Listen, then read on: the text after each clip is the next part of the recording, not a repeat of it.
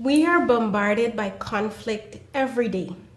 Conflict in our workplaces, in our families, conflict with our spouse or children, even conflict within ourselves. What do we do to navigate this world of conflict? If we could, should we avoid it? What are the choices we should make to inform how we address it if it cannot be avoided? Let's delve into this topic today. My name is Liana Allen, and you're tuned into Mixed Essence. Let me get off this thing.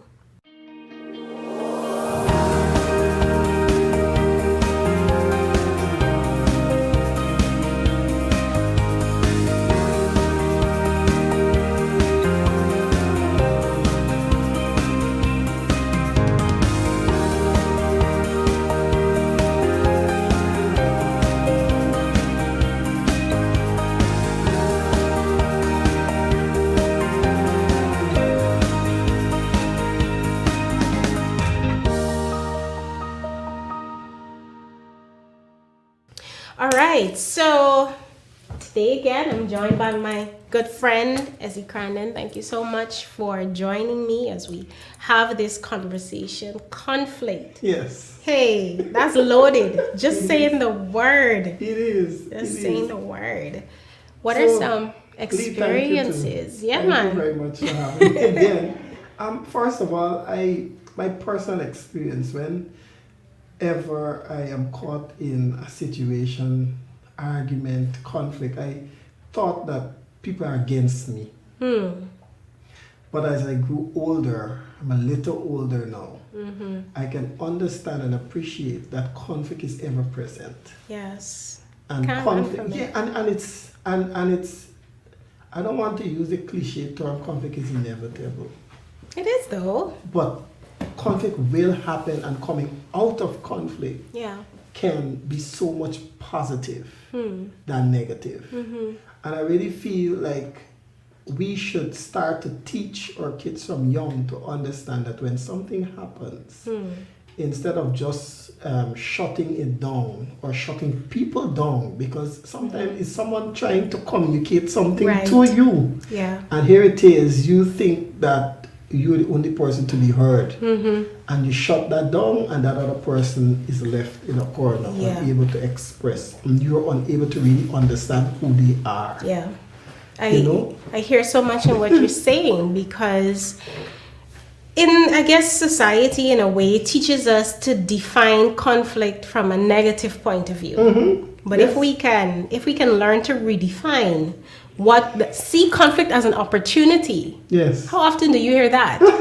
If we can see conflict as an opportunity to learn, to grow, to see someone else's perspective other than our own, but we're the center of the universe. Oftentimes, our humanness tells us everything revolves around us and the decisions that we make, and so you coming against me, you hear how we look at it. You coming against me is a problem, and now I need to defend. Yes. Instead of viewing it as we're all here with our various needs, we all need to be heard.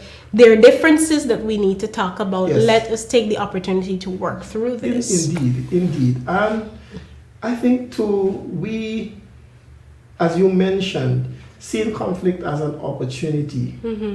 Really and truly, whenever there is a conflict or an argument even in your relationship, and since we're talking about relationships, we can allow ourselves to be curious for once. Curious enough to not judge what is going to come out of the person's mouth. Allow yourself to learn that. Yeah. And when you learn that, you understand why. And then even in the person sharing, you can also acknowledge, because I feel like you just want to get over what you feel on a particular issue or topic area or whatever the concern is, that you feel like that other person's point of view is not worth it.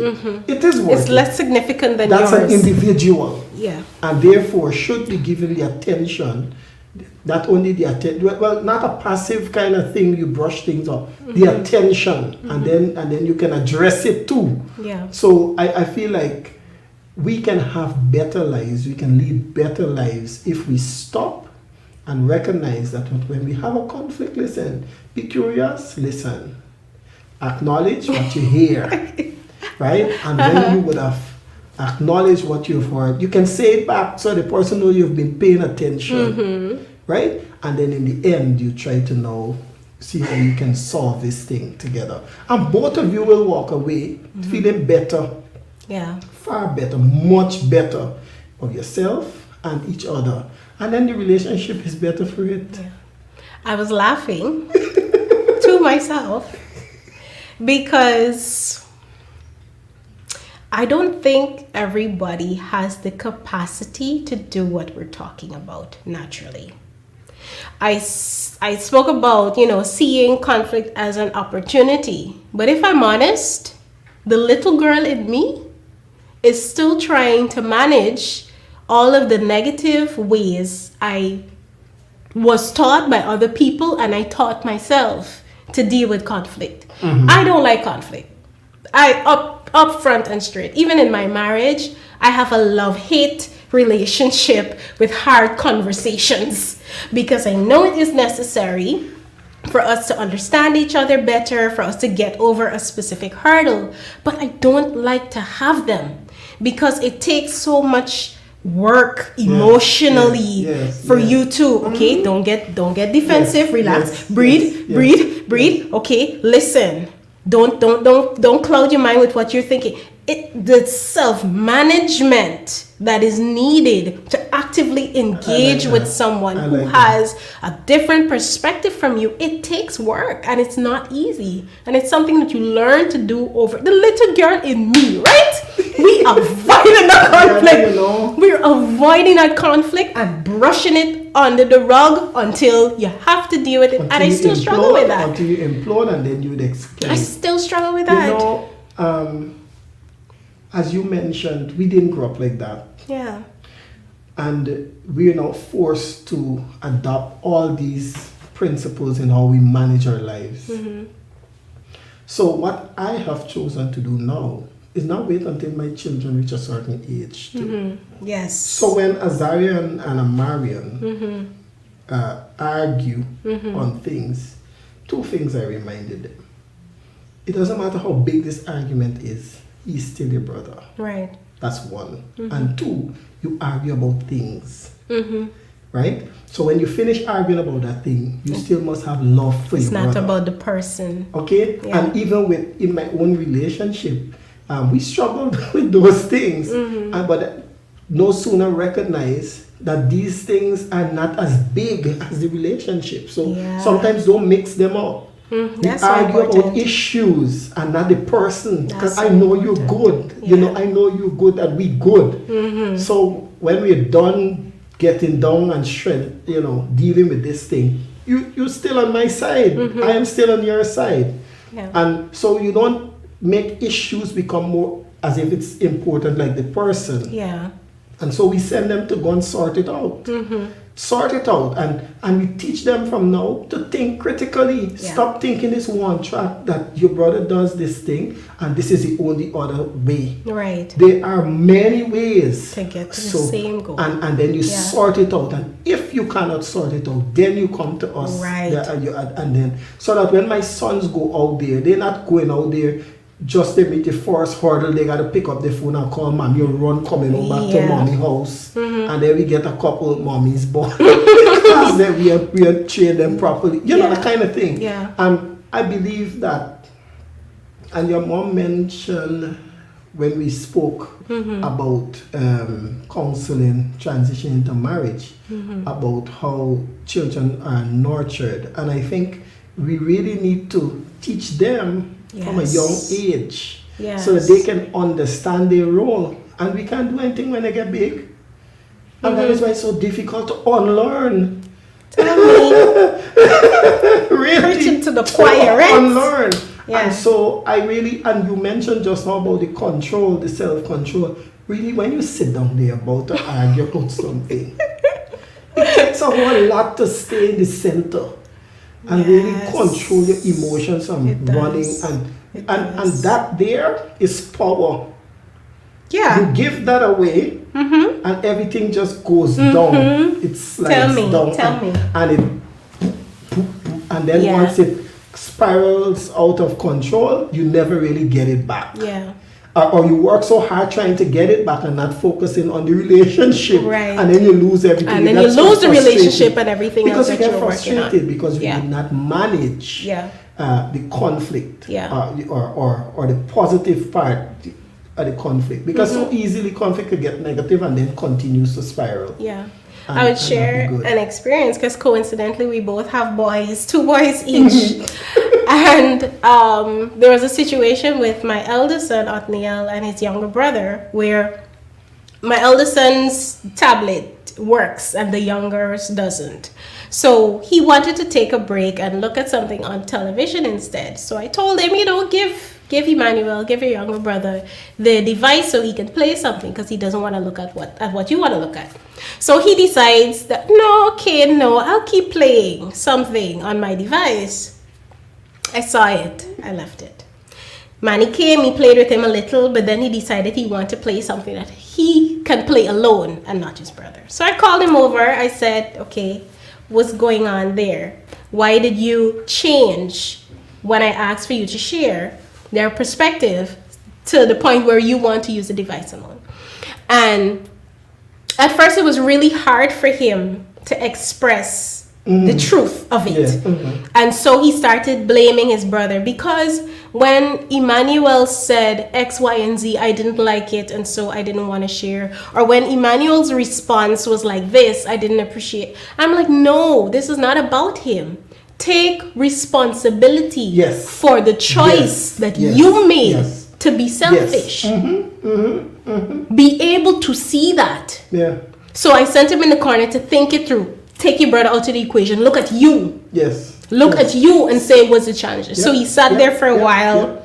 At one point, I was like, "Are you being too hard?" I said, "No, this is a life lesson. He needs to learn it. It's not hard." So he came, and we started talking about it, and then he started to cry because I said, "It's okay. What I'm trying to teach you is to be able to see you." The good, the bad, and the ugly.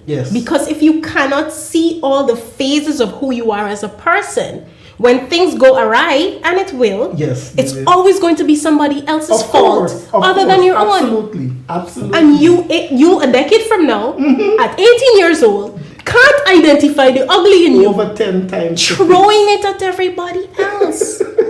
And he saw it. And he was like, so what am I supposed to do? I said, you know what you do? You look at that ugliness and you give it to God. You identify it. Okay, this is some selfishness in me. God, I see it. This is what I'm feeling. This is what's happening. You take it and fix it and work on me. And you see where it comes right back to? It comes right back to us and our relationship with God and how we ought to be humble in the face of because sometimes when these conflicts arise, and they do, it's not necessary to embarrass us, but it's to show us a few things: who you are, where you are, and what you will do with what you've just learned. And in many cases, when responsibility is taken, when responsibility is taken, there is an introspection. And once you start to take introspection, take account for yourself, there's an energy also that is communicated to the other person. Right? And that energy and all of that is not necessarily saying sorry. Because you could say that with a hard heart. You could say that with a hard heart and move on, and that is not dealt with. But once that is done, I think the other person recognizes where they are, how important they are to you, how you value yourself, and how you value them, and vice versa. And really and truly, people appreciate you more or distrust you more. That is true. At that little space there. And I believe that when Adam and Eve, when they had their first thing, the conflict, as it were, with God. When he asked them, "Where are you?" And when they came in front of him, instead of That taking was such a crucial moment. responsibility, Such a crucial moment. Yeah. there was a blame game. Yeah. There was a blame Was game. everybody and other it started than to go them? everywhere, and that has continued until this very day. Yeah. Nobody wants to take responsibility Yeah. for their actions. And so with relation to dealing with conflict on a one-on-one and in your relationship and just normally, people just have to take responsibility. Yeah. You can't keep running away from it. You can't keep and some people are manipulating other people Yes. into believing that they're the fault. And keeping score. Of course. The Of course. keeping score element of it. So you don't rush up. You don't rush up and tell me nothing because a year ago X, Y, Z, A, B, C. As if you have that right. As if The you have pride. that right. The Somebody pride was element. mentioning about that in marriage, where keeping the score, and the issue might be about the television, looking at show on the television, and then you start to argue about that, and then when you catch yourself, the argument turned up to be this big mauling Right. of other things started. Yes. I can't remember who it was, but I was looking at that presentation. She said it's called the sink, the kitchen sink approach. Okay. When that's not the real issue. Yeah. The real issue is not that. It's something else, an underlying issue. What's happening up here? Yeah. That's what's really happening in here. And then they pile up the sink, it full up now with a whole lot of things. And then you realize that what the argument was about really? Exactly. Was it really about the TV A show? whole blow up and you You've don't now know what the issue was. imploded. Yeah. And then now you're forced to explode. Guys, it's a lot. It's a lot. Like every topic we're starting to address, there are so many layers, there is so much food, so much meat to it. Yes. We definitely need to get back to this, but we're going to take a little break and we're going to invite someone with some more knowledge and professional abilities to dissect the topic than we are and get their perspectives on it. So give us a minute and join us back soon. Thanks. So welcome back, everyone. And we want to continue this conversation about conflict. And I'm happy to introduce us this afternoon, Mr. Will Campbell. Will Campbell is a psychologist, a psychosocial and education consultant. He's also a lecturer at the University of Guyana.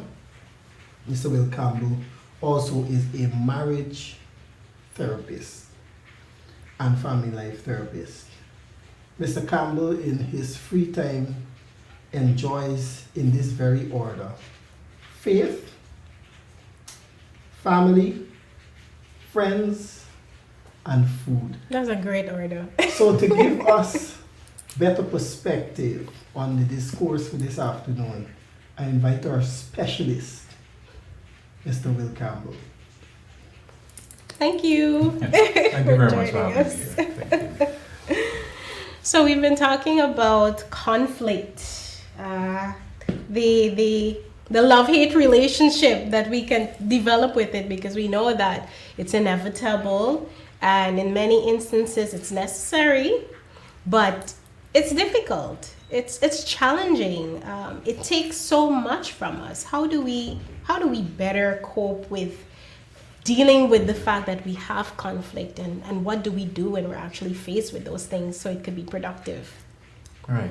So let me start by repeating some of the things that you said, because encapsulated in what you said are some of the things that we need to take note of if we're going to deal healthily with conflict. So, for example, we need to acknowledge that conflict is inevitable. Yeah.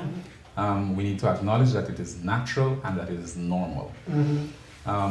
Sometimes we feel like we could live lives that are free of conflict, and that is not our reality, because as long as you have different people, you're going to have a tension between needs. Yes. And that is the cause of conflict, really. You have one need, I have a need that is different from yours. Right. And as a result, there is some kind of conflict. So as long as we have different people, different personalities, we're going to have conflict. In fact, Yeah. you know, I like to say that sometimes we have conflict within ourselves because some of us have more than one personality. And so, That's interesting. you know, you in your mind you want to do this, and then something else tells you, you know, maybe you should do that, and you can't. You have a difficulty. You arguing with yourself, and all of us do that sometimes. Yeah. But as long as you have different people, you're going to have conflict. So we have to see it as inevitable. And then the next thing I believe would be to understand that it does not have to be a bad thing. Conflict does not have to be a bad thing. Let me give you an example of one benefit of conflict. It introduces new ideas. So sometimes I come to work and you know, I say, you know what we're going to do today? We're going to do X, Y, and Z. And then somebody says, but how can we do X, Y, and Z when, you know, and they introduce something that I had not even thought about. Right. Yes. And there now, my own idea is tested, and another idea is added, and sometimes the hybrid or what comes out of that is even better than what I came up with in the first place. Right. Now, if I were to see that as a direct challenge to my personality or my authority, I would respond in a different way and would shut those ideas down, and nobody would dare to say to me, you know, what about if we try something different? Right. So conflict introduces new ideas and new perspectives into the consciousness, into that space. Another thing is that it helps us get to know each other better. Conflict helps us get to know each other better. So if I disagree with you, and or you disagree with something I say, and I say, okay, explain yourself to me. Right. It gives me greater insight into who you are as a person, and then I'm better able to relate to you in the future. So those are some of the things that it's a mindset, I believe, that we have to change if we're going to. Two things. That is, if I want you to know me better, because I feel like when conflict happens, it's really and how people deal with it. They want it to slide down the negative slope where you don't want people to get that insight. Where you still want to harbor and keep these secrets. Right. One. Okay. And then two, when conflict happens and then you go through the normal channel and so on, and then to the end you have this lovely makeup. Could it be that people make up conflicts so that I think some people do. I have heard people say that they create a story because they like the makeup. Yeah. I've heard that. But you know, to respond to what you mentioned earlier, though, everybody likes to be listened to. Yeah. Everybody likes to be listened to. So whether or not you want me to get to know you, if I say, you know what, you might be onto something, let me hear what you're saying. You'll be more inclined to open up without maybe even realizing that that's what But you're that's doing. a mature person. That's true. I was thinking about that because to be able to engage in conflict requires a level of maturity that not everybody has to engage in it productively. Some people just prefer my way or the highway. This is what I say. I'm laying down the law, whatever. And so the conflict never bears the fruit it should be able to bear because the perspective and the mentality you come into it with is already awry. So how do you even engage with somebody who doesn't have the capacity to engage in conflict healthily? All right. So for the most part, most people have the capacity. Okay. And it just takes one person.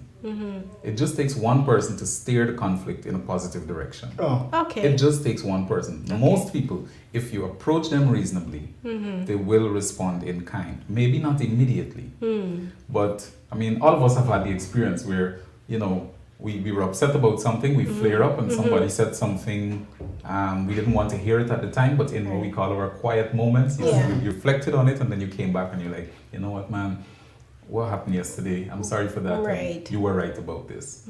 So the majority of people, and the people who do this research say 9 out of 10 persons will respond positively as long as you approach them reasonably. There is always going to be that one person, and I have some names for them, I'm not sure what to call those names on this program, but there's always going to be that 1 in 10 persons who does not have the capacity, and so no matter how you approach them, they're not ready to respond. Not receptive at all. Yeah. But I find our society, just the way we articulate, it's never someone does something to you, and the other things we learn is this is how you respond to once you're challenged in a particular way. It's never, hey, you know, when you do that, this is how this thing affects me. You know, you're done, gone, and you give them the full cost down. So then, how do you repair so fast to even cause a person to tell you anything for you to understand? You know, so I think we really need to take a check in how we respond. You might not like it. Yeah. You might not like what it. You don't have to like it, but you can give that person just that simple attention of listening them out. I don't have to agree with you. By listening to you does not mean agreement either. Right. Yeah. So because I give you an ear, it doesn't mean that you can confer that thing on me. Right, but because I give you an ear, you are now more inclined to hear me out. Yeah. Right? So we open a space, we create a space for better dialogue when we listen. Yes. And yes. you know, you're right though. We are conditioned as a society to go from 0 to 100 real fast. What? Real quick. It doesn't Yeah. take, it doesn't take long for us to get to a point where we want to lash in somebody's face or bust up Right. somebody's mouth. Yes, or we fuck reached somebody. there already. Yes, Yeah. it does not take very long. And you know where that comes from? What It is comes from the way we were raised. I want you to think about what it would have been like when you were growing up. If you dared to disagree with something your mother or father said to you, Box in your mouth. right away, Yeah. right away, immediately, and that comes because parents, and we've inherited that, and a lot of us continue that. We take these things personally, and so if our child says, "Why should I do this?" immediately we see that as a challenge to our authority, Right. rather than the child seeking clarification or trying to learn reasons. And so we, quickly, who you talking to? You want to cough out your teeth? Who you think you're talking to? Yeah. So when we become adults, we don't know how to deal with conflict because we were trained that if you're the stronger person, you make the most noise or you hit the person the hardest and you win. We don't talk, the negotiation is not a part of it, and reasoning back and forth is not a part of it. We're not allowed to reason this. I say it, and this is what gonna happen. Yeah. So in a marriage setting. Where that's all you know. Absolutely. You get married and you're with somebody who is an adult like you, but you feel like you're stronger. Yeah. So the person challenges you and you're ready, you cough out the teeth. Yeah. Or sometimes, the coughing out the teeth and so on is done verbally, is done figuratively. And so we beat people down emotionally and we beat them down mentally and psychologically. And at the end of the day, we boast to our friends, we're not done with it, couldn't pick it. Couldn't even come out Yes, of bed. as if Like, that is a good thing. yes, What yeah. happens to that other person? Yeah. What happens to that other person? What happens to the relationship? What happens? That is the thing. And it doesn't just affect that relationship. There are other people and other things that are linked Like a to drop that in the ocean. relationship. There's See? always a ripple. And it ripples through. And then you have another generation. But then, There we go. we also have this notion that people who are, and Leanna mentioned it earlier, are educated ought to behave differently. And I find that there is no distinction. There is no distinction with the academically qualified and equal, and that meaning that they have some sort of emotional intelligence. IQ is not EQ. So that we have like just lull.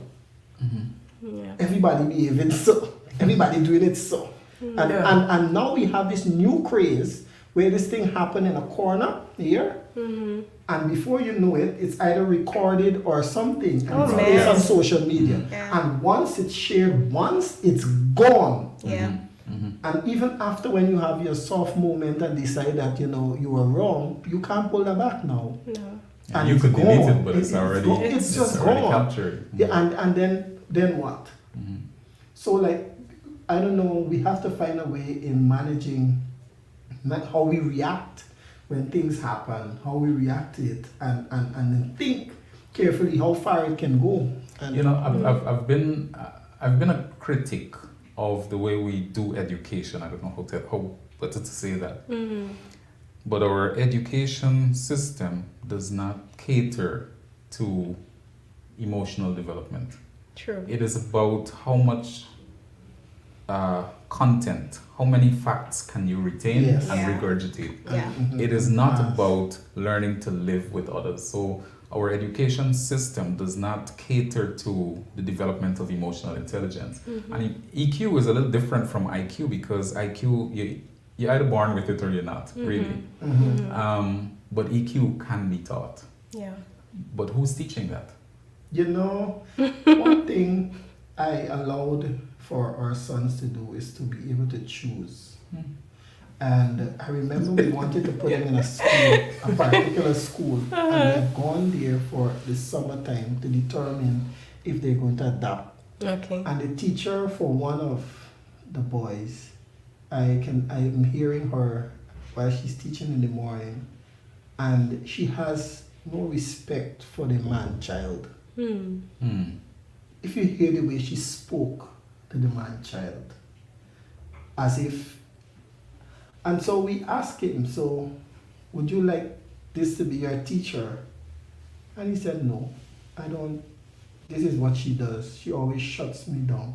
And right away we recognize why and because most teachers are females too. And if they're hurt by men, then when boys behave in an assertive manner, it can Triggers them. that trauma that they're going around with. And so conflict in itself sometimes escalates because of that person's experience. Yeah, very often. Yes. Often it is a trigger. Very So often. sometimes I might say something and then it triggers something that happened a decade ago. That person is caused not you- responding to you really. No, They responding seen the you. to that trauma. That, yeah. trauma. And so when I recognized the thing, I deliberately one day put on the microphone and answered. And the teacher ghosted us. Like literally, and she could have cared less. Wow. Or You maybe know? she was and then so you embarrassed. Recognize, and in then you retrospect. recognize that. And I started to look. Their family members and so on, people who teach around you, and you listen to how they articulate and so on. They don't allow those kids to think. They're Right. not allowed to think. Right, you Once see- they start to think and say things that are not, they don't give them Aligned. the space. No. If we allow them to think, they will challenge us. Yeah. And what Yeah. you're doing is risky, and some people would say you're spoiling the children. Then you're allowing them to have their own way, and you know. But once you allow anybody to think, that person will challenge you. Yeah. And we don't like to be challenged. We feel, it is an affront to our authority immediately. So if my child comes to me and says, "No, I don't want to do this right now," how dare she?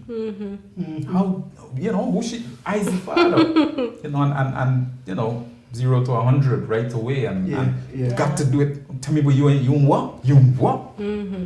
And so we translate that same attitude into our workspaces. Yes. So when we become managers, for example, we do the same thing. Yeah. We transfer that into our relationships. Yeah. And it's the same thing. So we see a person questioning, asking questions, or stating their opinion, or having a voice as a threat to us. Yeah. As a threat to who we are. And that is why we end up, So what's the starting point then? Understanding that this is where we are as a culture, as a people, generally speaking. If it is that somebody has a desire to address that in themselves or to start correcting that in themselves, of course, it's going to be a process because that's a learned behavior. But what would be a starting point? Is it self-awareness to realize or to see yourself in that situation when something happens? How do you respond? What are your thoughts? To slow down and be able to analyze that? Or is there something else that people can do? Because it may be that they don't want to be this way. I don't want to go from 0 to 100 when I'm faced, but I don't know what to do. What would you say to somebody in that type of situation? It is a rather complex process, really. But like you alluded to, it starts with self-awareness. It starts with self-awareness, and if I may, let me share, a little personal experience. When, in the early years of my marriage, whenever my wife said something that did not correspond with what I thought to be, the thing, Right. I immediately became defensive. I saw it as a threat to who I was as the husband. Right. And so very often during that period, my response was not appropriate. I was not abusive. But my response did not help matters. Right. So I had to first get to a space where I understood why I was responding in this way, because very often in my quiet moments I would reflect and think to myself, she's right in the first place. But I couldn't accept that because somehow it threatened who I was. And so I had to think, I had to become conscious of that. I had to become conscious of that. The next thing is that you have to recognize that people have a right to not see things the way you see it. And that includes in any relationship, whether it's a work relationship, parent-child relationship, partner, intimate partner relationship. The other person has a right to not see it the way I see it. The other person has a right to not feel the way I think that they should feel about a particular thing. And so it starts with you understanding yourself and then appreciating that other people have a right to not agree with you. So most of what we spoke about in relation to conflict is the person on the receiving end. Then there are those individuals who impose on people, Right. and the recipient is not somebody that can speak up for his or herself. And so how do we account for them in conflict situations? The recipient or The person receiving The aggression. the aggression. Okay. Because and I think there is where we encourage people to really speak up for yourself, because part of resolving conflict, if people don't know that this thing affecting you, they could continue to do that over and over and over again. And these people, because there are people like that. Yes. They feed their ego, they feed their whatever they do, and they put it on and they're so crafty, they pick Who to do it? who to do that They to. suss you out. Good. Yeah. And continue that, Yeah. and that thing happens in family, and it happens plenty places. Yeah. And those people struggle until something catastrophic happens, and they're like, oh my God, we never thought she would do that. I never thought that he would have done that. And there's where the explosion happens. So, like, what happens there? Well, we are taught that the way to peace is to just stay quiet. Yes, true.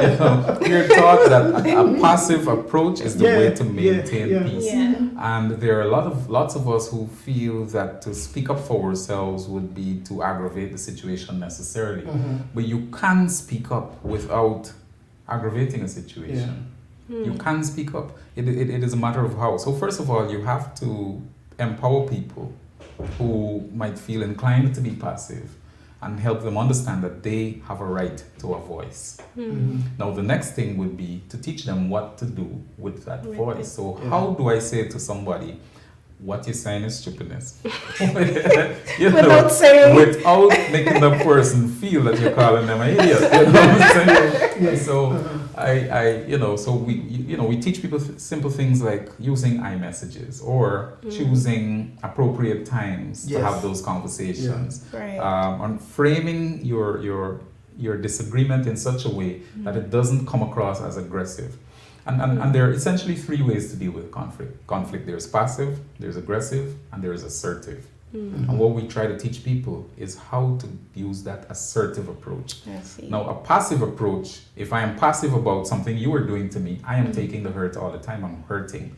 And there's only so much hurt a person could take before they Right. explode. That is Eventually, I will explode. It doesn't matter how peaceful I am. One day, I'm gonna plug out. Yeah. Now, when I take the aggressive approach, then I'm hurting you. You know, you're trying for thing. I'm going to put you. I'm going to show you. Yeah. And so I hurt you. But if, let us suppose, we're in a romantic relationship, and I hurt myself, that doesn't help the relationship. If I hurt you, that doesn't help the either. relationship. What if we decide that whenever there is an issue, we will attack the issue because the enemy is the issue. Yeah. Yeah.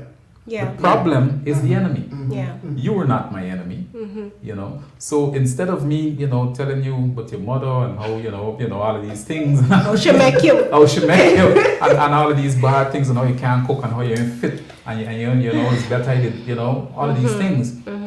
How about I share with you, you know, when you do this is how I feel about it. Right. What about if we try this approach? No Yeah. reasonable person Yeah. is going to take affront to that approach.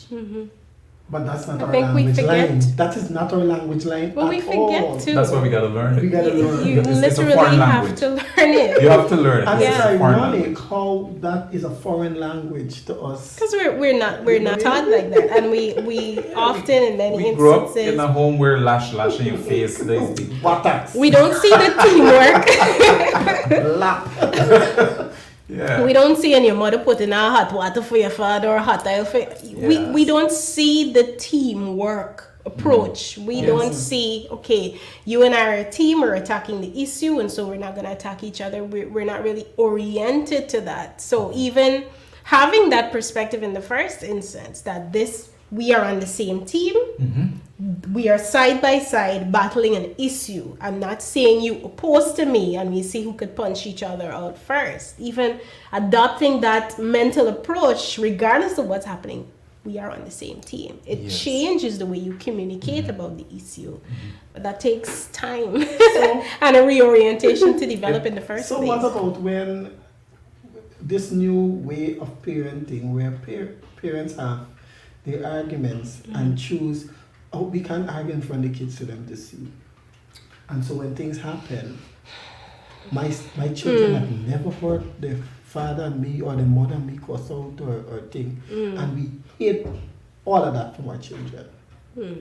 All right, so Where do they learn conflict management from? that's a really great point, because a lot of us pride ourselves in the fact that our children have never seen us The disagree. illusion of perfect. And Yeah. so our children grow up with this illusion that, you know, that marriages are perfect and It's an nobody argument. argues. They're supposed to see some of those arguments. Yeah. But what they should see is that mommy and daddy disagree, and mommy didn't call daddy a name, and daddy didn't punch mommy in the mouth. And when they were finished, they resolved the issue together and they were friends. And that is how they learn, because they see us dealing with it in this way. So Right. the ideal is not for your children to never see you argue. The ideal is for them to never see you turn against one another. So you have an argument, you have a disagreement, and then the two of you in front of them, depending on what it is, because some Right. arguments should be kept, Yeah. out of sight. Depending on what it is, they should see that the two of you are able to work something out, and you had an argument, you resolved it, and nobody fell out with anybody. Yes. Right. Yes. Right. Yes. Yes. You know, I told Marian once, it doesn't matter how upset I get about whatever, or someone doing something wrong, or even him doing something wrong, but he should not accept anyone calling him names. You know, the children do something wrong, and he's allowed to call us out on it. So you get vexed and you tear into something, but your language Yeah. has to be respectful. Yes. And I remember when the dude one day said, "Daddy, you're not supposed to use that language. Even if you're upset, you ought to be kind." And when you give him that kind of power, You give and him he power. calls you out, what do you think to Capacity yourself? in you to respond Good well. after, Yes, Yeah. of course. because he heard me Right. to remember that this is what's required of me. Yeah.